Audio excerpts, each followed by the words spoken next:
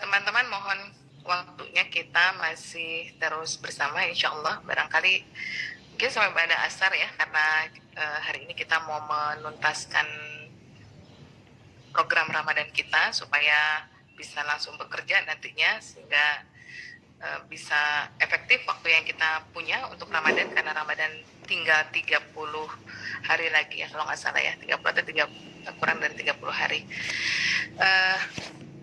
Saya akan coba share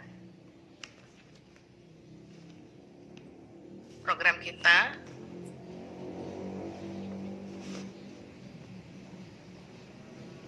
Mohon responnya, apakah sudah terlihat PowerPoint-nya? Belum. Belum. Dah, ini udah ya? Sudah belum? Belum. Udah ya? Oke. Iya, ya. Ini Lihat. ya, baik. Secara umum inilah profil yang akan kita sampaikan atau proposal yang akan kita sampaikan, baik untuk kegiatan Ramadan ataupun program-program lain ya, kepalestinaan ya, inisiatif dan program KNP selama 2021. Saya akan sampaikan secara cepat saja ya. Tagline kita adalah bersama kembalikan senyum Palestina. Siapa kita? Kita adalah KNRP, Lembaga Kemanusiaan Indonesia, yang fokus untuk mengembangkan beragam program inisiatif dan program untuk perbaikan kehidupan rakyat dan pengungsi Palestina. Kita pahami bersama bahwa KNRP khusus ya, karena namanya juga Komite Nasional untuk Rakyat Palestina, jadi yang kita fokuskan pekerjaan kita pada Palestina, rakyat Palestina, bukan saja pada rakyat Palestina yang tinggal di Palestina, tapi juga mereka-mereka yang mengungsi ke negara lainnya, bahkan including kalau kita memberikan penyaluran itu juga bagi mereka-mereka yang non-muslim ya, selama mereka berada di wilayah Palestina dan juga mengalami masalah yang berdekatan dengan para muslim lainnya, itu juga menjadi penerima manfaat dari kita adalah menjadi lembaga kemanusiaan yang kokoh dan terdepan dalam membantu Palestina. Dan alhamdulillah sejauh ini kita dianggap sebagai alamat Palestina di Indonesia ya. Jadi kalau teman-teman Palestina, saudara-saudara Palestina ingin mendapatkan bantuan, biasanya yang pertama kali mereka hubungi adalah KNRP. Misi utama KNRP adalah misi kemanusiaan. Jadi bukan politik ya, bukan juga militer. Ini perlu kita bersihkan ya dari nanti pemaparan kita ya, tausiah-tausiah kita, komunikasi-komunikasi kita tentang kepalestinaan, agar mengkhususkan konten kita tentang humanity atau kemanusiaan ya. Satu, melakukan sosialisasi dan edukasi tentang permasalahan Palestina. Itulah sebabnya maka setiap kali kita menyampaikan atau mengadakan sebuah agenda kepalestinaan, pasti akan kita kedepankan edukasi-edukasi terlebih dahulu sebelum nanti kepada fundraising.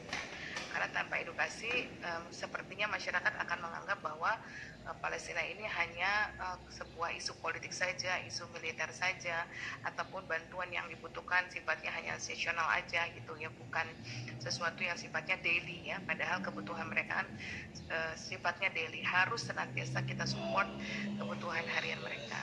Kemudian menggalang dukungan moral dan material dari berbagai elemen masyarakat ya.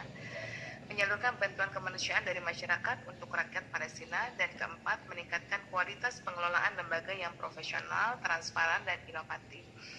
Nah, untuk poin keempat ini, keprofesionalan tentu dilihat dari bagaimana kita mengelola ya, menyampaikan program-program kita kepada mitra-mitra atau kepada masyarakat luas ya. Dan masalah transparansi juga tidak menutup kemungkinan agar kita buka-bukaan atau memberikan informasi seluas-luasnya bagi mereka yang membutuhkan transparansi dari KNRP. Berapa angka yang akan kita terima atau yang sudah kita terima dari mitra-mitra kita atau dari para donatur, dari para muslimin, kemudian penyalurannya kepada apa, siapa dan bagaimana, itu akan kita coba berikan kepada mereka yang memang membutuhkan pelaporan itu. Tidak menutup kemungkinan bahwa ada sebagian muslimin, para donatur yang tidak mau namanya dipublish ya, baik yang sifatnya personil ataupun sifatnya kelembagaan. Kenapa? Karena ada beberapa yang menganggap bahwa infak sodakoh yang mereka berikan itu tidak perlu di blow up. Atau ada lembaga yang menganggap bahwa kurang nyaman ketika lembaga mereka terlihat ya secara kasat mata memberikan bantuan kemanusiaan kepada Palestina, karena bagaimanapun kadang dalam isu-isu politik ya Palestina sering kali dilibatkan pada hal-hal yang tidak enak ya. Kasus ini terjadi kepada JNE ya. JNE itu sempat terang-terangan mempublikasikan bahwa keuntungan mereka ya, keuntungan bisnis mereka berikan untuk Palestina, dan kemudian beberapa waktu berikutnya JNE mengalami ujian yang luar biasa ya, ada tekanan ya, black campaign dan lain sebagainya ya untuk menjatuhkan perusahaan JNE ya. Nah ini yang ketika nanti kita membuka file ya untuk transparansi kepada masyarakat atau perusahaan, kita tanyakan dulu kepada orang tersebut atau kepada lembaga tersebut, apakah mereka keberatan jika masyarakat luas melihat ada nama mereka tercantum di laporan-laporan kita, atau mereka justru menginginkan nama mereka dicantumkan dalam laporan-laporan kita ya. Kemudian inovatif, sampai sejauh ini alhamdulillah program-program edukasi kita lebih variatif ya, dan sangat beragam ya. Bahkan kemarin ya untuk pekan ya Palestina, pekan Baitul Maqdis yang secara nasional itu digaungkan ya di seluruh dunia, kita juga menyajikan berbagai macam program yang sepertinya sejauh mata memandang ya dan mengamat, kita lihat belum ada lembaga-lembaga lain yang punya program yang begitu banyaknya ya, program edukasi yang begitu banyaknya dari mulai anak-anak sampai orang dewasa. Bahkan juga program-program tersebut tidak menutup kemungkinan juga diikuti ya, dinikmati oleh mereka-mereka yang non muslim. Bagaimana KNP melaksanakan inisiatif untuk rakyat Palestina? KNP melakukan rangkaian kegiatan sosialisasi, edukasi terkait sejarah, fakta, dan isu terkini tentang Palestina. Konten-konten KNP, baik pusat ataupun sampai kepada wilayah, ya banyak sekali menyajikan informasi-informasi update berita tentang Palestina. Bukan hanya untuk donasi Palestina. Kita ingin agar ketika masyarakat membuka media sosial kita, masyarakat mendapatkan pencerahan tentang berita-berita Palestina yang update. Tentu saja kita memastikan bahwa berita yang kita ambil, berita yang kita adopt itu adalah berasal dari media-media yang benar ya, media-media yang valid ya, dan dari teman-teman pusat sudah menentukan beberapa media-media yang boleh dijadikan sebagai sumber ya bagi kita mencari informasi tentang Palestina ya. Kemudian bagaimana KNP melaksanakan program untuk rakyat Palestina? Nah ini proposal ini nanti nanti akan saya perbaiki sedikit, saya share di dalam grup-grup. Teman-teman kalau mau bawa proposal ini kepada perusahaan atau kepada para agria ya dan lain sebagainya, ini efektif sekali untuk memperjelas ya, menyampaikan, memberikan gambaran seperti apa sesungguhnya KNRP itu sendiri. KNP memiliki fokus program untuk rakyat Palestina dalam 2 rumpun utama. Yang pertama, respon program ya. Ada rangkaian program untuk memenuhi kebutuhan dasar dan kebutuhan emergensi rakyat Palestina di wilayah Palestina terjajah, dan camp pengungsian berupa pangan, kesehatan, pendidikan, akses ekonomi, dan kebutuhan emergensi lainnya. Nah artinya ini kebutuhan dasar yang harus terpenuhi dan tidak bisa dibadal, tidak bisa digantikan. Ya, jadi setiap kali penyaluran kita pasti isi dari penyaluran itu sudah ada pos-posnya untuk kebutuhan pangan, kebutuhan kesehatan, pendidikan, akses ekonomi, dan kebutuhan emergensi lainnya. Termasuk salah satu kebutuhan emergensi jika terjadi sebuah masalah ya, misalnya ada serangan dan sebagainya, kemudian jatuh korban, itu kita masukkan ke dalam kebutuhan emergensi. Ini tidak bisa digantikan ya. Ini tidak bisa digantikan, ini harus kita penuhi setiap penyalurannya atau setiap waktu.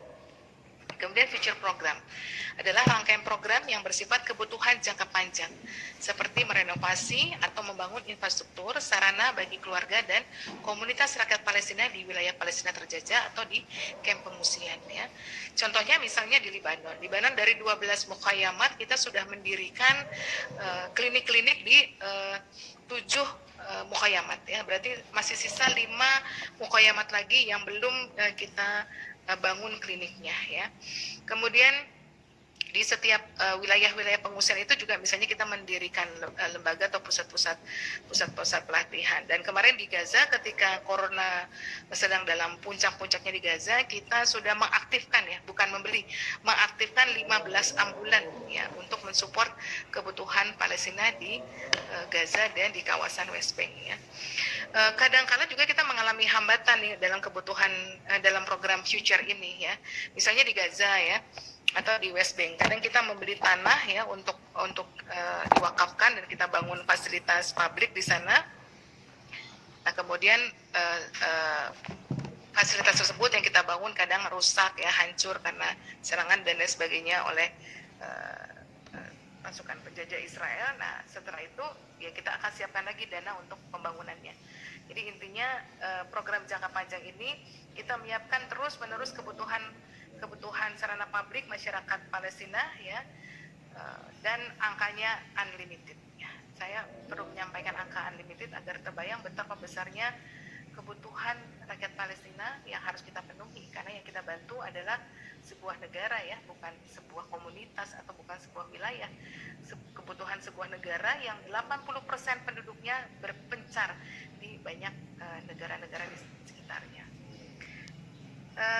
Ini adalah respon program ya, pangan yang kita penuhi kebutuhannya, obat-obatan, Idul Adha, terapi trauma, air dan sanitasi. Kita tahu air di Gaza itu menjadi sangat bermasalah ya, karena saluran-saluran airnya sudah tercemari dengan berbagai macam limbah dan laut di sekitarnya akibat beberapa saluran-saluran air itu dirusak ya oleh serangan-serangan Israel, sehingga mereka harus mendapatkan bantuan air atau mereka harus mengambil air dari beberapa wilayah yang memiliki sumber air ya. Biasanya ada beberapa aktia atau komunitas atau lembaga kemanusiaan yang mengaktifkan atau membuat sumur air di sana, dan itu pun harus dibatasi. Kadang 15 liter itu diberikan per setiap keluarga, per kepala keluarga ya, selama sebulan. Jadi bisa kita bayangkan mereka hanya disupport, airnya sih gratis ya, tapi barangkali angkutnya itu bayar ya. Tapi hanya boleh menerima setiap keluarganya itu sekitar 15 liter untuk sebulan, 15 liter air bersih sebulan. Kemudian Ramadan adalah sebuah program yang senantiasa kita lakukan setiap tahunnya, karena kita tahu kebutuhan Ramadan di seluruh kaum muslimin di seluruh dunia juga meningkat ya, baik kebutuhan sandang pangan dan lain sebagainya. Apalagi juga kita ingin memastikan bahwa anak-anak Palestina itu pada saat Hari Raya Idul Fitri juga memakai baju baru sama dengan kita ya, mendapatkan kebahagiaan sama dengan kita. Kemudian program musim dingin yang agak susah menjualnya di Indonesia karena kita tidak punya musim dingin seperti di sana, tapi berbagai macam ikhtiar kita ya, informasi dan sebagainya kita sajikan agar masyarakat Indonesia mengetahui dengan jelas sebenarnya masalah apa sih yang terjadi pada waktu musim dingin di kawasan Palestina atau pengungsi lainnya.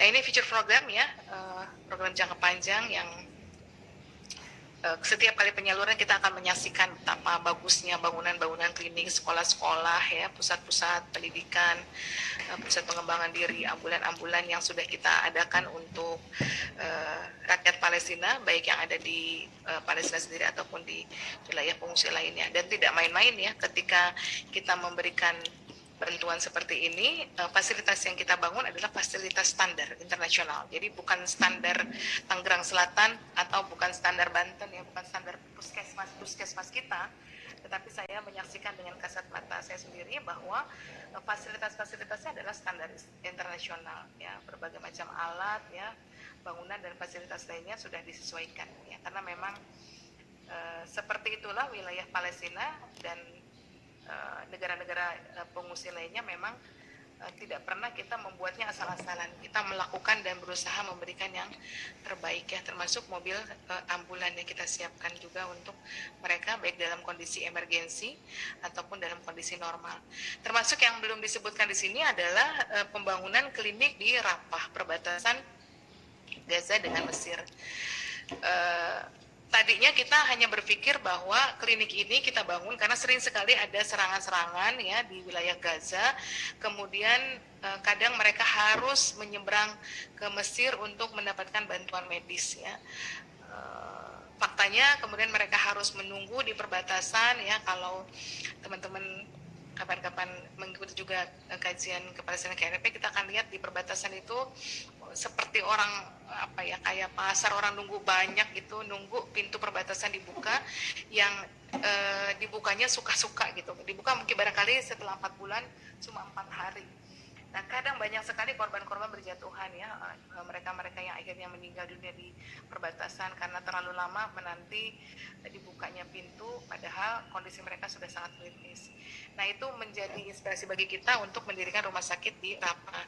Harusnya akhir 2020 kemarin rumah sakit itu sudah jadi, tetapi kita tertimpa pandemik ya, donasi kita tidak sebesar sebelumnya. Nah, mudah-mudahan tahun 2021 ini kita bisa kembali membangun ya klinik di Rafah, dan ternyata baru kita rasakan betapa itu menjadi urgent ya, apalagi dalam kondisi pandemik ya. Kemudian ada program sesional ya, program ini yang pasti kita adakan ya, dan ini menjadi event bagi kita untuk mengajak dari teman-teman pusat, mengajak teman-teman dari setiap daerah ya untuk mewakili daerahnya masing-masing, dipilih, digilir untuk menyaksikan penyaluran-penyaluran. Nah, ini jadi modal dan harapan kita ya untuk bisa melihat bagaimana sesungguhnya rasionalisasi dari donasi-donasi yang kita galang dari wilayah Banten ya. Untuk apa, siapa peruntukannya dan lain sebagainya.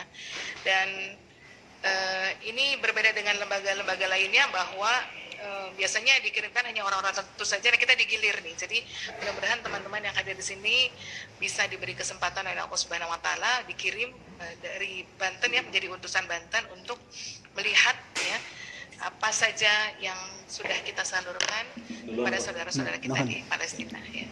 Nah, ini sebenarnya ada tambahan satu ya, ini program emergensi ya, ketika ada serangan dan lain sebagainya, jatuh korban dalam jumlah yang banyak, biasanya kita secepatnya H+1 atau H+2 sudah memberikan bantuan kepada Palestina. Salah satunya di respon program ini ada program pembebasan para tawanan-tawanan ya. Ini tidak kita sembunyikan sebenarnya tawanan-tawanan itu karena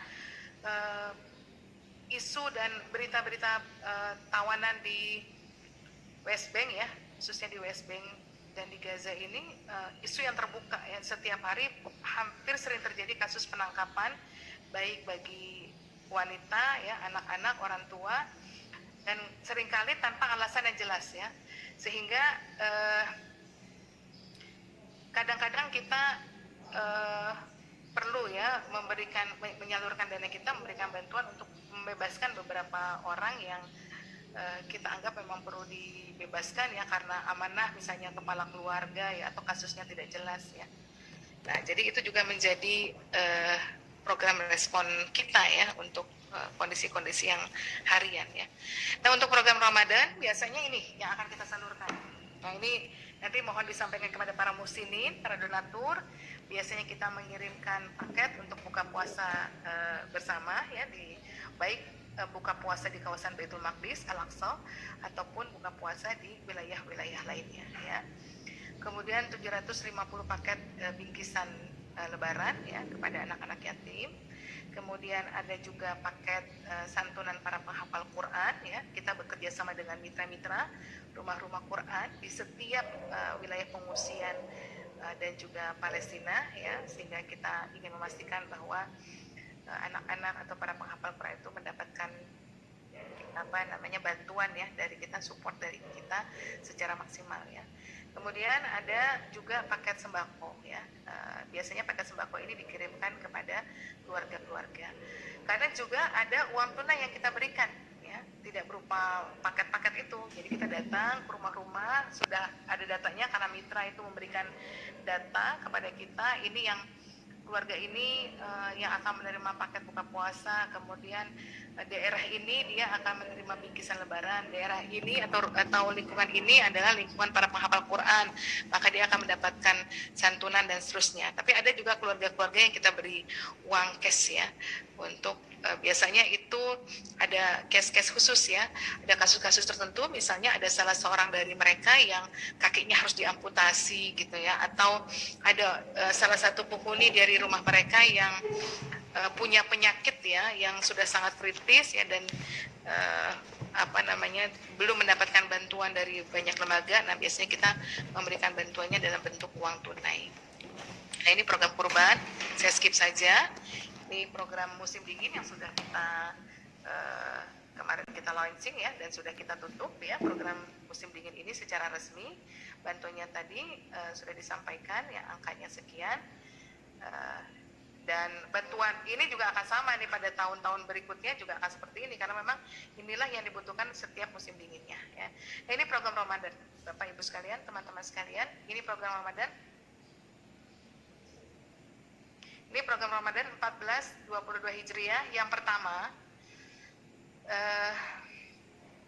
kita tetap akan mengadakan Safari Say ya, pilihannya offline dan online ya. Bentuknya bisa daurah Quran, salat Al-Fatihah ya, atau juga pemaparan-pemaparan tentang Palestina, Baitul Maqdis dan lain sebagainya. Tetapi offline atau online-nya pertama tergantung pada wilayah masing-masing. Apakah wilayah tersebut masuk ke dalam zona hijau, zona merah, atau zona kuning? Ya, jangan sampai kita mengadakan sebuah acara ternyata di wilayah yang memang belum kondusif untuk kita adakan kajian ya. Apakah masjid-masjid di sana sudah siap untuk mengadakan sholat tarawih misalnya secara offline? Apakah pemerintah setempat mengizinkan kita untuk menghadirkan baik secara offline ataupun secara online? Ya, apakah masjid tersebut bisa diakses oleh jaringan internet? Ya, karena offline dan online mungkin saja kita lakukan. Misalnya gini, ini salah satu contoh, ada sebuah masjid jamaahnya sudah jalan nih, sudah hidup selama beberapa bulan terakhir ini. Kemudian kita menghadirkan syekhnya secara online, tapi kita menghadirkan Ustadz Ucup misalnya sebagai mutarjim secara offline. Nah, tentu kan kita butuh, ini ditayangkan dengan Zoom. Nah, kita butuh memastikan apakah jaringan internet di tempat tersebut bagus ya. Karena biasanya kan ada daerah-daerah yang jaringannya lemah gitu, sehingga kalau kita menyampaikan atau mengundang secara online kadang sulit ya. Kita sudah punya, saat ini kita sudah menerima beberapa data syekh yang masuk untuk Ramadan, syekh dan syekhah. Ya, jadi ada syekh, ada syekhah. Ya, berarti ada seorang syekh wanita. Nah, kalau teman-teman ingin memprogramkan sebuah agenda acara dengan tema keperempuanan, kewanitaan, kemuslimahan, nanti bisa mengundang syekhah. Ya. Kemudian yang berikutnya adalah program dongeng atau nobar. Ya, ini film Salahuddin Al-Ayyubi, film animasi untuk anak-anak dan lain sebagainya ya, sudah kita siapkan. Ada juga beberapa pendongeng-pendongeng yang kita siapkan juga untuk support program ini. Dan program ini bisa kita sajikan untuk sekolah-sekolah ya, ataupun secara umum dengan target anak-anak dan remaja atau umum ya. Jadi ini bisa kita bawa ke sekolah-sekolah ya. Kemudian ada program kupon atau canceling. Ya, ini juga kuponnya sudah kita siapkan, cancelingnya juga sudah kita siapkan, bisa kita sampaikan kepada komunitas masjid atau sekolah ya, ataupun majelis taklim misalnya, dan masyarakat luas ya. Kuponnya kita siapkan dalam jumlah yang banyak. Kita sudah menyiapkan kupon dalam jumlah yang banyak. Nanti rencananya kupon itu dimasukkan ke dalam amplop. Kita sertai leaflet. Leaflet itu isinya tentang profil KNRP dan bentuk penyalurannya selama ini seperti apa. Dan kemudian penawaran berapa angka yang mereka akan donasikan, sodakokan kepada Palestina melalui KNRP. Kemudian kajian-kajian umum ya, baik sifatnya kemuslimahan ataupun hal-hal yang di luar kePalestinaan. Nah, target kita secara nasional 20M, target Banten 5M. Saya optimis insya Allah Banten bisa mencapai targetnya, karena di hadapan saya insya Allah ada para Ustadz dan Asatizah yang punya semangat yang luar biasa ya untuk bisa mengawal program Ramadan ini, dan peluang kita masih terbuka lebar. Kemarin kita bertemu dengan Harpa ya, saya close dulu ya.